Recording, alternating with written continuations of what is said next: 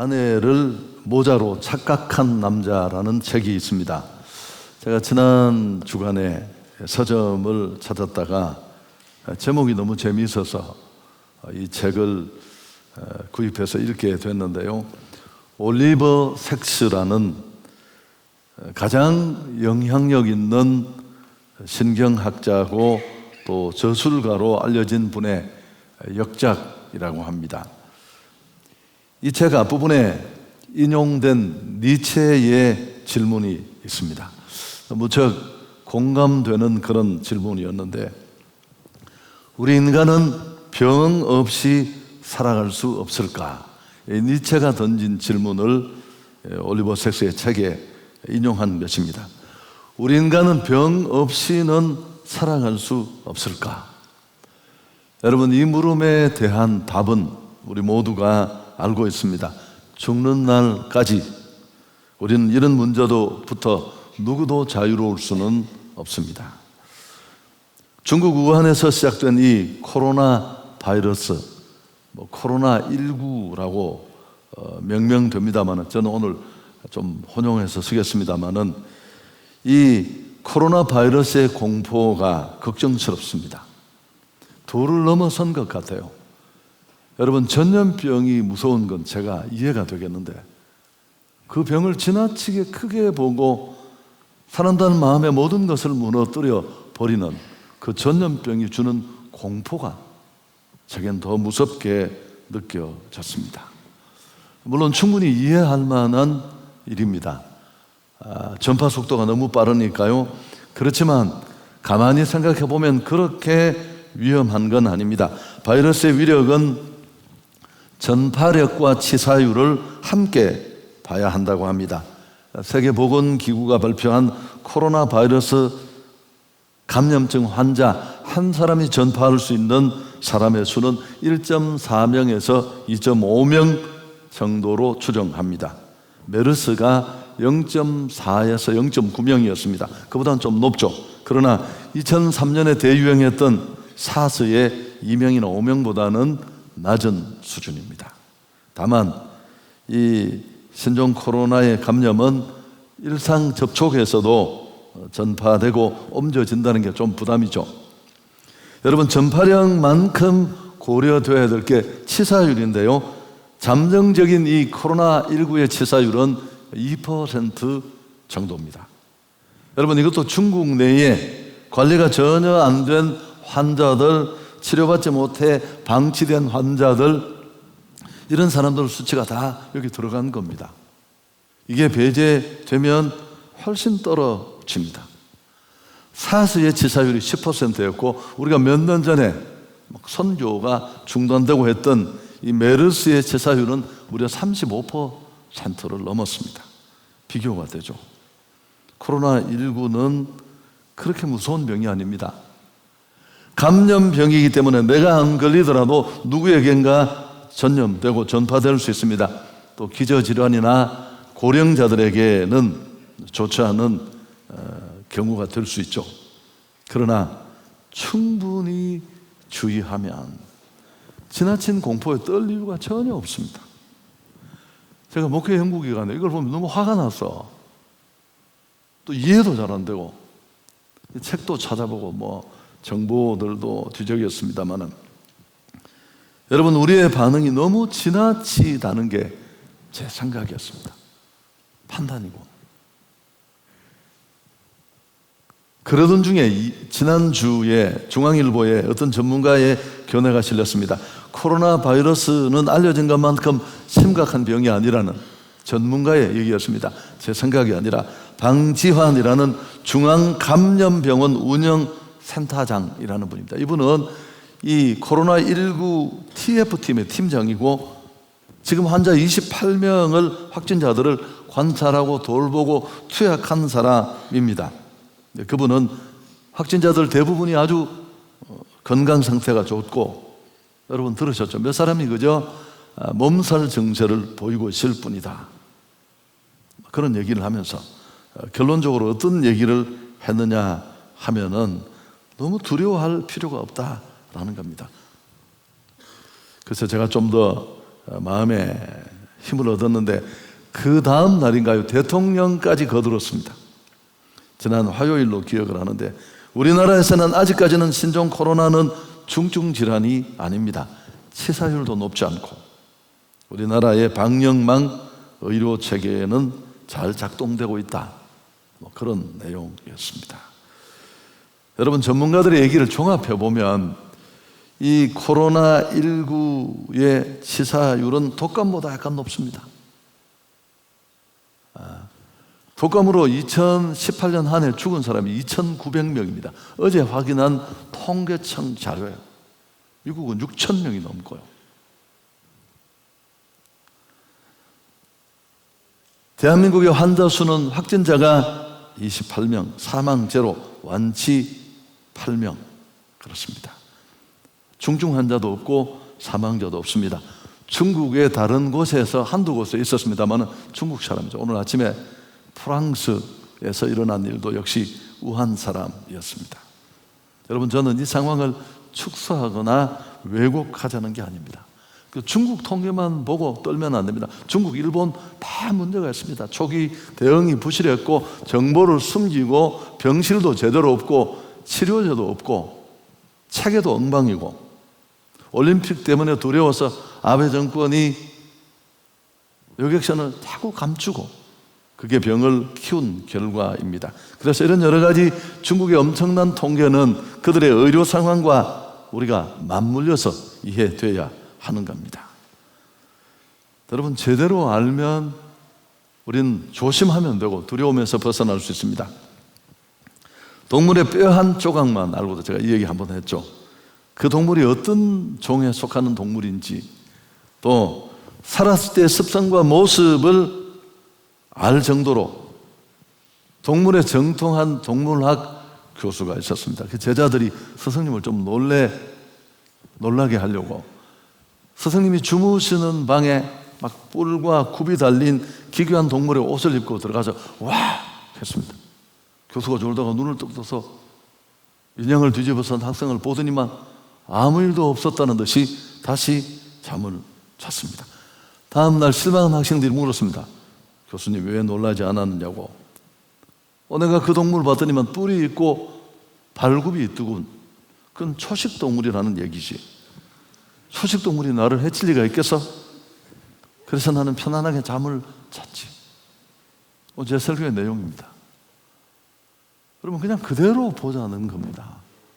너무 확대해서 경제도 엉망이 되고 모임 다 폐쇄도 충분히 이해할 수 있는, 아니 예배도 못 오고, 그래서 무슨 우리가 말세에 무슨 환란이 오고 비파가 오면 몇 사람이나 남을지 참 걱정이 됩니다. 여러분, 병이 두려운 척하며 그 속에 우리가 지금까지 본질을 놓치고 확실한 신앙에 서지 못했다는 실체가 거기 다 드러나는 거죠. 제가 위험을 무릅쓰고 오늘 오해의 소지가 있지만 이 설교를 하게 된 이유입니다. 여러분, 불안이나 공포, 두려움은 무지에 대한 이자입니다. 삶을 살면서 얼마나 불안을 느끼는지는 무엇을 얼마나 알고 있는지와 비례합니다. 무관하지 않습니다. 아는 만큼 우리는 불안으로부터 두려움으로부터 벗어날 수 있음을 보여준 프랑스의 동물학자 퀴비에의 얘기가 제가 조금 전에 말씀드렸던 얘기입니다. 코로나19의 경우는 어떻습니까? 충분히 주의를 하되 지나친 공포는 금물이다. 앞에 말한 TF 팀장이 한 얘기입니다. 제 얘기이기도 하고요. 근데 우리의 대처는 너무 지나칩니다. 바이러스보다 다른 걸로 먼저 죽겠다 싶어요. 여러분, 너무너무 우려스럽습니다.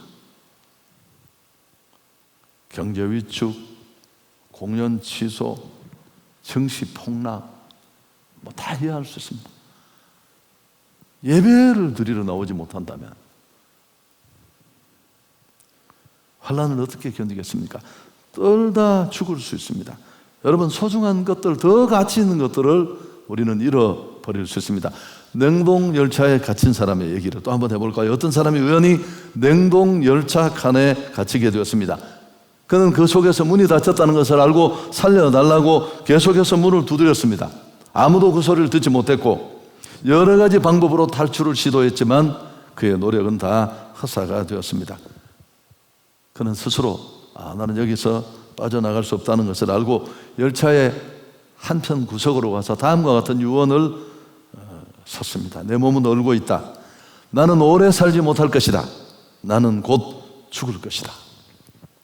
나중에 냉동 열차의 문이 열렸는데 정말 그는 거기서 그렇게 얼어 죽어 있었습니다.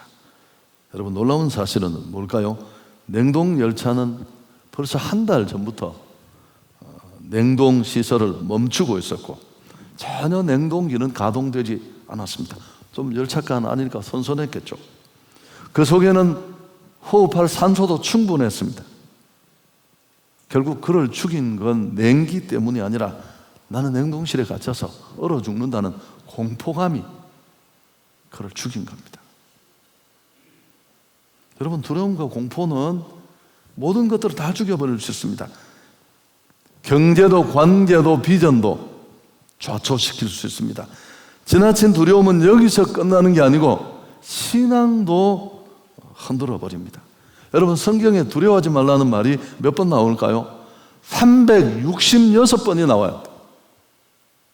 아니, 전능하신 하나님을 믿는 자들을 향해 주신 말씀의 권고 중에 두려워하지 말라는 말이 왜 이렇게 많을까요? 여러분, 그건 우선 첫째는 우리 삶에 그렇게 두려움의 요소들이 실제로 많다는 겁니다. 산다는 건 두려움 속에 있는 겁니다.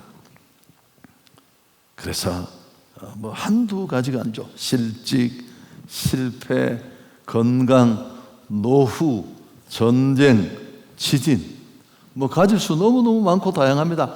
그래서 매일매일 두려움과 걱정을 떨쳐버리고 또 가질 수가 남을 정도다. 저는 늘 이렇게 설명하는데 더 중요한 의미가 있습니다. 왜 성경이 이렇게 두려움에 예민할까요? 이렇게 많은 부분 반복해서 두려워하지 말라 하는 이유가 뭘까요? 오늘 제가 설교하는 이유와도 똑같습니다. 여러분, 두려움이 머리를 들면 믿음은 흔적도 없이 사라져요.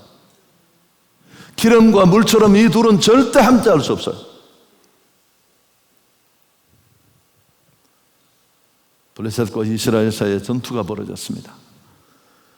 블레셋의 싸움 도두는 자로 나온 자가 골리앗인데 당신은 이렇게 싸웠대요. 뒤에 군사들이 서 있고 대표가 나와서 막 위세를 떨치고 위협도 하고. 그런데 이 골리앗은 가히 엄청납니다. 성경을 보면 그의 키가 6규빗 한 뼘인데 2m 90, 3m에 육박합니다. 온몸에 둘러싼 갑옷, 무장의 무게만도 60kg 가깝고 허리에는 놋 견갑을 둘렀고 창을 들었는데 창의 날의 무게만 7kg에 이르렀습니다. 성경이 세세하게 그의 실체가 얼마나 위협적인가를 묘사하고 있는 대목이죠.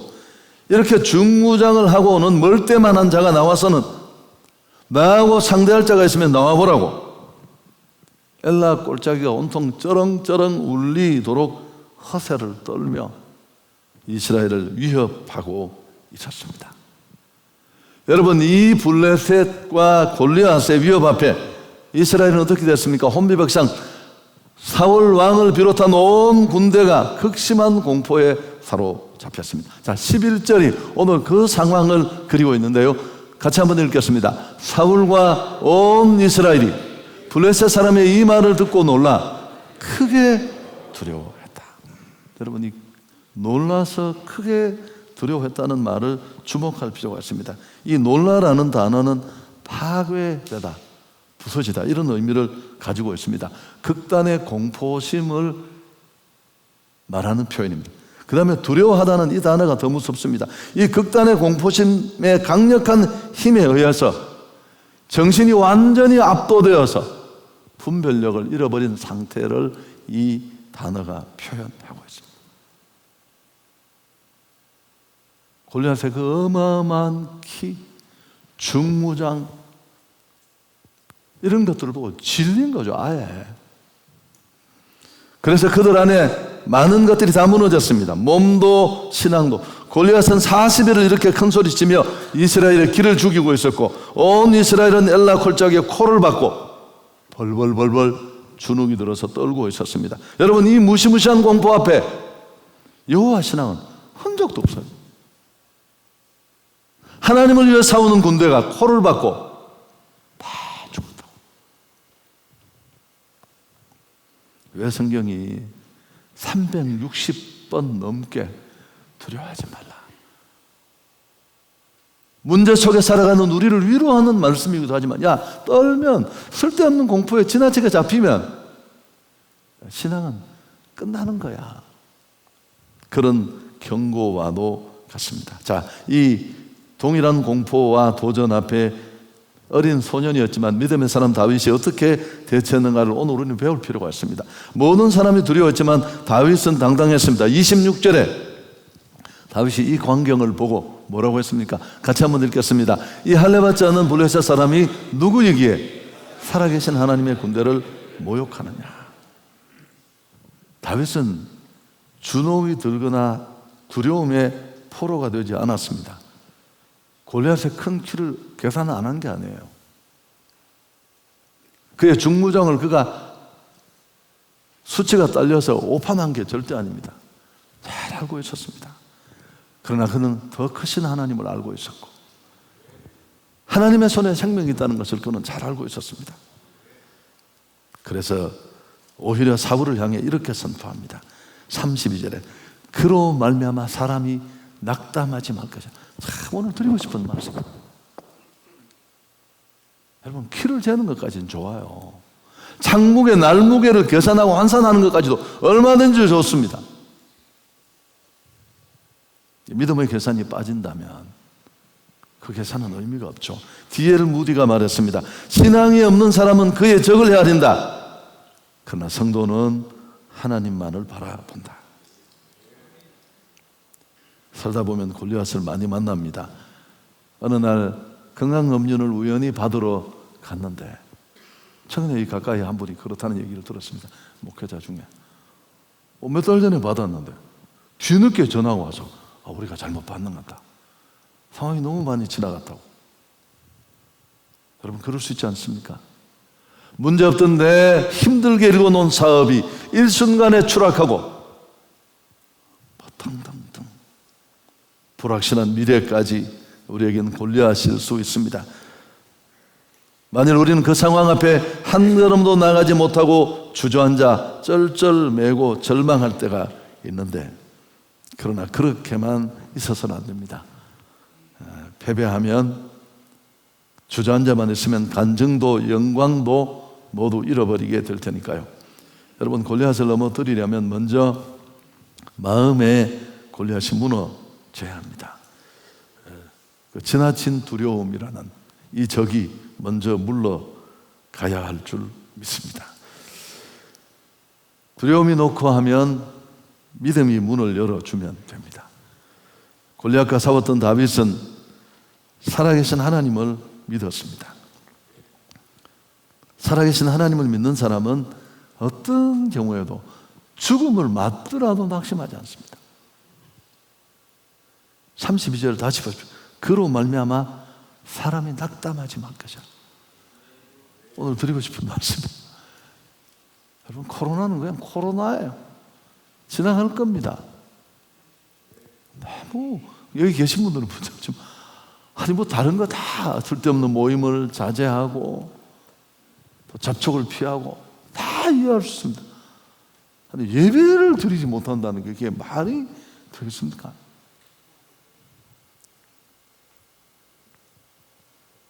지나친 코로나 바이러스의 공포에 빠진 성도들에게 정말 들려주고 싶은 말씀입니다. 당신 안에 진짜 하나님이 계신가? 말세에 닥칠 이보다 더 힘든 일, 이게 뭐 얼마나 된다고? 그때도 정말 내가 신앙을 지킬 수 있을까? 그래서 믿음이 문제고 믿음이 귀합니다. 하나님이 함께 하시면 우리는 어디서도 승리할 수 있습니다. 광야 같은 인생길, 사막 같은 고초의 땅도, 그래서 우리의 힘, 우리의 무기는 하나님이십니다. 오늘 우리 성가대가 아주 손까지 들면서 잘 또 보여주었는데, 이사야 41장 10절 우리 같이 한번 읽을까요? 두려워하지 말라, 내가 너와 함께함이라. 놀라지 말라, 나는 내 하나님이 됨이라. 내가 너를 굳세게 하리라. 참으로 너를 도와주리라. 참으로 나의 의로운 오른손으로 너를 붙들리라. 우리가 너무 큰 두려움에 사로잡히면 영적 감각을 상실하게 됩니다. 결국은 이 일로 인해 믿음은 발붙일 터전조차 사라지고 맙니다. 절망과 두려움이 지배하는 곳에 하나님도 믿음도 없기 때문에 그렇습니다. 성경의 권고에 우리는 귀 기울입시다. 시편 56편 3절에도 내가 두려워하는 날에는 내가 주를 의지하리이다. 디모데후서 1장 17절에는 하나님이 우리에게 주시는 것은 두려워하는 마음이 아니요 오직 능력과 사랑과 절제하는 마음이다. 기도하고 또 온 세계를 위해서 기도해야 되고, 또 중국이나 더 어려운 곳에 문제들이 잘 빨리 수습될 수 있도록 우리가 돕고 기도해야 될 것입니다. 미국이 1929년에 경제 대공황을 겪었습니다. 이게 10년이나 이어졌는데요.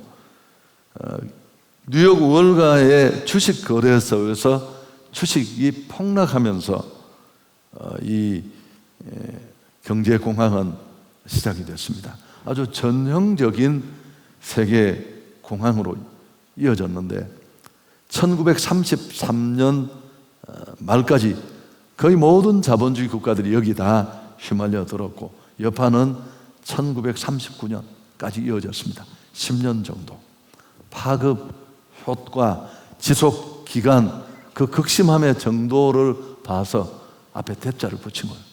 대공황이라고, 그 어느 공황과도 두드러지는 그런 이름에 걸맞는 공황이었습니다. 기업 도산이 속출하고 실업자들이 대거 만들어졌습니다. 그전 통계보다 30% 많은 1,500만 명의 실업자들을 양산했습니다.